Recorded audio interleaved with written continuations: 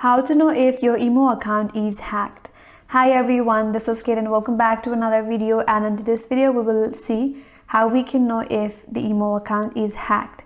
So without further delay, let's get started with this video. First of all, open up your email application and make sure that you're logged in. Now navigate to top left corner and tap on your profile icon. From here you have to tap on settings. On the settings, tap on manage devices.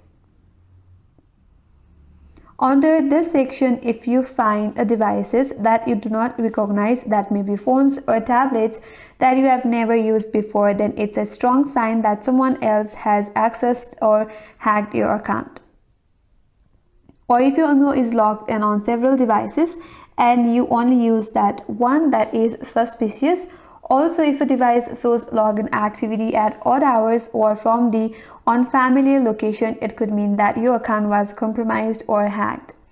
And if you see multiple devices, you have to tap on it and then you will have an option to remove. So remove the devices from this manage devices section.